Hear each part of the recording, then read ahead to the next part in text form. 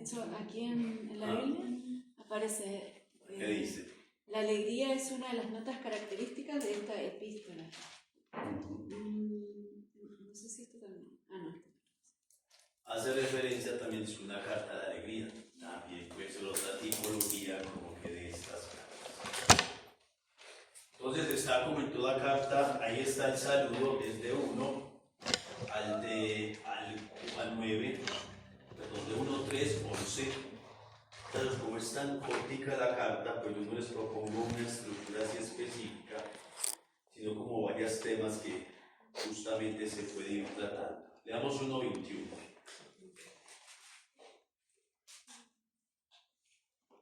Porque para mí la vida es Cristo y la muerte una ganancia. Ahí está una de las expresiones que más utilizamos de Pablo, sobre todo porque él considera que incluso su muerte va a servir a la evangelización. Que todos lo sabemos también, sangre de mártir. Y también manifiesta como si realmente su comunión justamente con Cristo. Entonces la primera parte, o el primer capítulo, lo que hace, ya se lo leerán ustedes con mayor calma, es como una especie de descripción de lo que Pablo justamente hacía en Filipos y la relación que mantenía propiamente con ellos. Veamos por favor 2:1-4.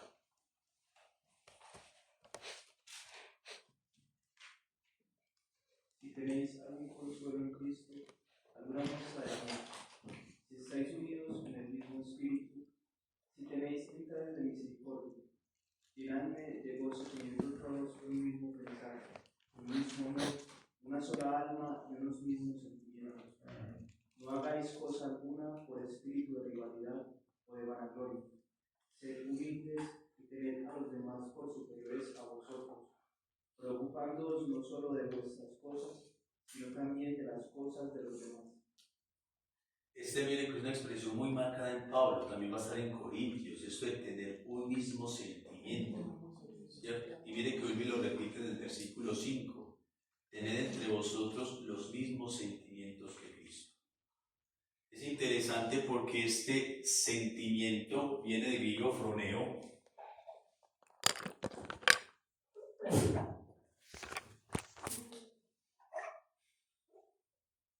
Froneo, si ustedes hacen un análisis de esta palabra en griego muy interesante, porque este froneo no hace referencia únicamente al sentimentalismo, únicamente a la emoción, sino que el froneo es un sentimiento que tiene que ver con la mente y con el corazón, es decir, todo el ser.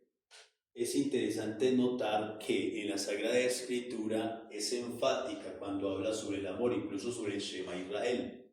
Una posible exégesis con todo tu corazón, con toda tu alma, con toda tu mente, con todo tu ser, es diciendo en su totalidad.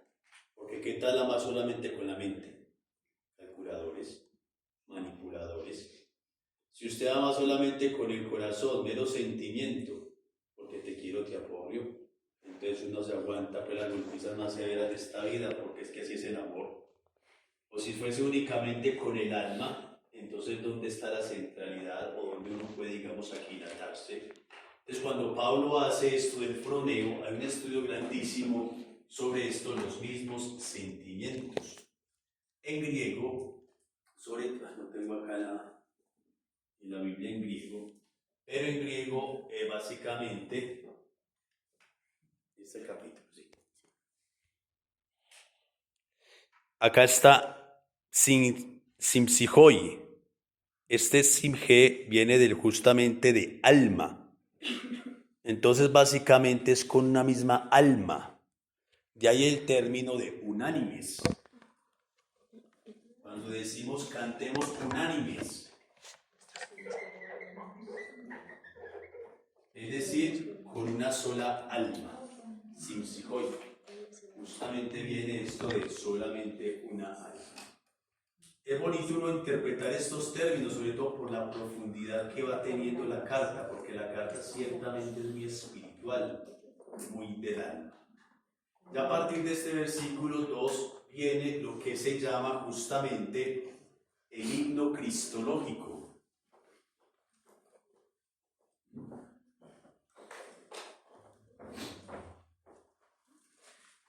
Ya había dicho que una de las centralidades del mensaje de Pablo es pasión, muerte y resurrección. En esta carta sí que se hace evidente.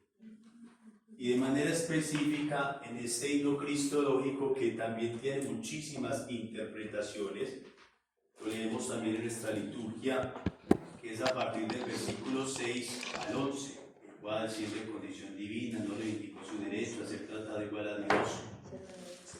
Entonces muchos le llaman justamente himno cristológico. Algunas hipótesis, algunos dicen que por ser un himno ya pertenecía a la celebración o a la liturgia en la antigüedad, como que si Pablo lo hubiese tomado de allí y lo hubiese pegado en la carta. Esa es la primera hipótesis. En su gran mayoría llegan a decir que este himno es autoría de Pablo, que fue el mismo Pablo el que lo escribió, pero no se les olvide que también podría estar con ese otro elemento de que fue tomado, digamos, de las celebraciones litúrgicas. Este himno también tiene una estructura muy detallada. Antonio Pita, que en paz descanse ya, un gran exégeta de las cartas paulinas, profesor mío incluso, de un infarto como el año pasado, y bueno. Pero Antonio Pita habla de que este himno cristológico tiene un movimiento kenótico.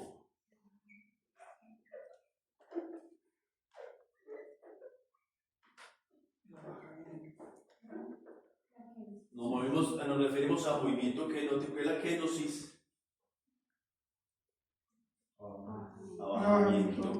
Abajamiento. Y hay una explicación todavía más bonita de este verbo de la kenosis, que es keno.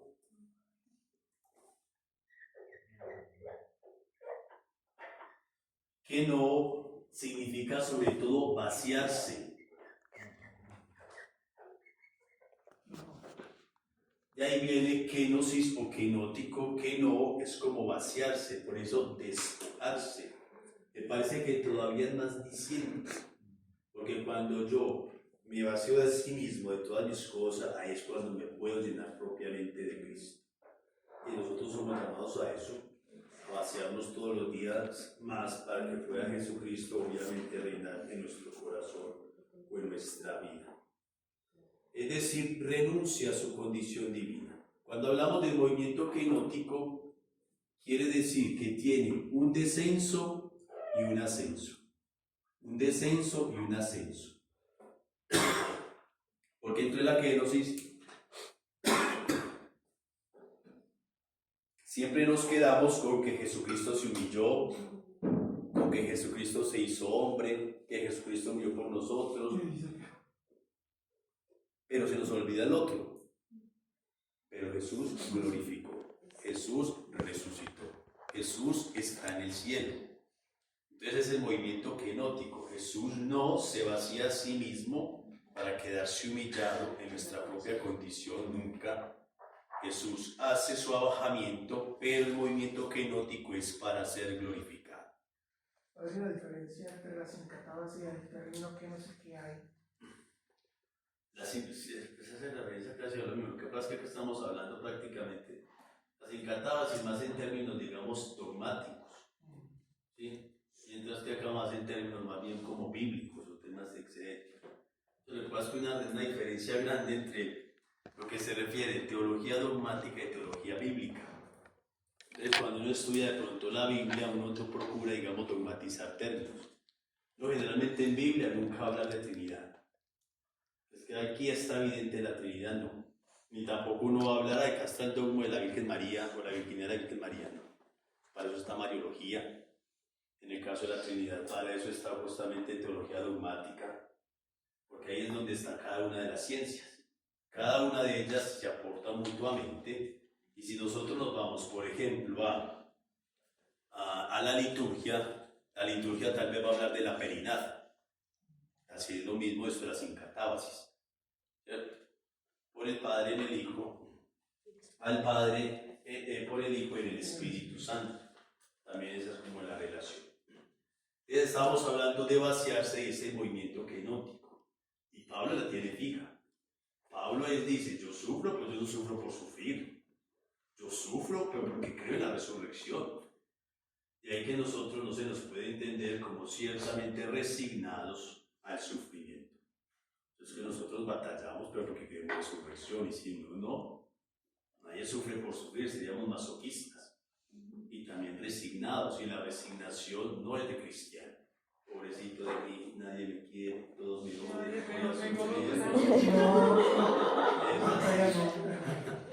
Ahí está entonces justamente lo que hace referencia esto de las incatabas, perdón, lo de el anonadamiento o justamente lo de la kenosis.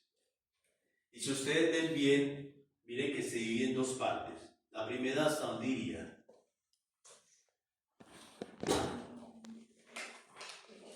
Hasta Y el una muerte de 8. Ajá, una muerte de cruz, abajamiento, y luego el movimiento kenótico, por eso Dios lo exaltó, le otorgó el nombre sobre todo nombre, para que al nombre de Jesús toda rodilla se doble, y toda lengua confiese que Cristo Jesús es el Señor, para gloria de Dios. Ahí está. Y qué curioso porque siempre se le otorga el nombre de Jesús, Cristo Jesús, el Señor. Miren que hay en sus Biblias, no sé si también lo tengan, está en mayúscula. Leamos por favor en un comentario de 2:11. Todo el universo confesará la fe esencial. La alusión a Isaías 45 muestra que el Señor es un título de Dios. Y era la primera profesión de fe que hacían los cristianos.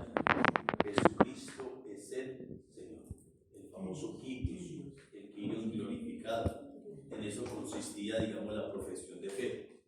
Nada del montón de herejías que surgieron en el siglo I y todo lo demás. Esa profesión de fe tan pequeñita la tuvimos que volver así grandísima. Y entonces viene también el credonismo constantinopolitano con todas esas verdades de fe. Pero en realidad lo que hacíamos era esto, profesar que Jesucristo era el Señor. Pero por todas las herejías teníamos que defender también como la divinidad propiamente de Jesús. Y ya viene lo que es 12:18.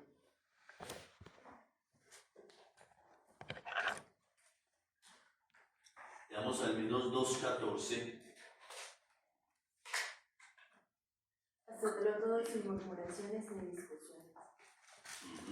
Siempre lo que se refiere justamente a la convivencia. Ya lo que refieren, hermanos, digamos, desde el 2 hasta el 3, es un montón, digamos, de recomendaciones. Ustedes ya de cierto modo lo leerán y le harán de cierto modo como la exégesis propiamente. Y ya viene el capítulo 3, cuando dice, por lo demás, hermanos míos, alegraos en el Señor. Por eso la carta a la alegría. A mí no me resulta molesto volver a escribiros las mismas cosas, en cambio a vosotros os da seguridad. Atención con los perros. ¿A quién se referirá? A los apóstoles. ¿Qué dice el comentario de la Biblia de Jerusalén 3:2?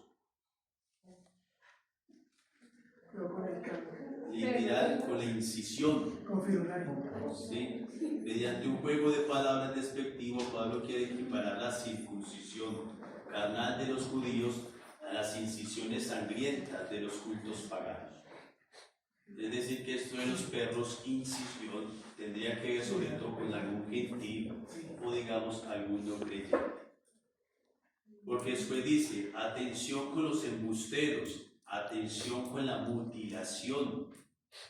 Tened en cuenta que los verdaderos circuncisos somos nosotros, los que damos culto en espíritu de Dios y nos gloriamos en Cristo Jesús sin poner nuestra confianza en Él. ¿A qué hace referencia a eso ya? Ya son capaces de explicarlo. Porque hace referencia a la circuncisión y pone, diga, atentos. Vale, porque en el bautismo somos hijos de Dios, ¿cierto? Y ya no necesitamos, por ejemplo, ser circuncidados como antiguamente. Eso es del aspecto dogmático. Del aspecto bíblico que hemos referido a esto. ¿Los qué? Concilio, Jerusalén, Gálatas, la disputa que tuvieron allí, qué vamos a hacer con ellos, con los paganos, los circuncidamos, no los circuncidamos, llega el decreto de Santiago, que no se circunciden, sino que sobre todo se abstengan de comer carne. Me refiero a esa explicación meramente bíblica. Porque Pablo, imagínense, si usted no supiese nada de lo que pasaba sobre la circuncisión y lee esta carta, dice, pero ¿por qué, hombre? ¿Cómo es eso de la circuncisión y qué tiene que ver? Claro, detrás de este texto hay mucha historia. Y ya la leímos justamente en Hechos de los Apóstoles. Y ya sabemos que Pablo era contrario a los que eran incircuncisos en el sentido, o mejor dicho, de aquellos que exigían a los otros ser circuncidados. Es Pablo lo llama perros, de diferenciación, es decir, tiene que ver con una forma despectiva, pero ya sabemos el contexto propiamente. Yo les pague. Gracias.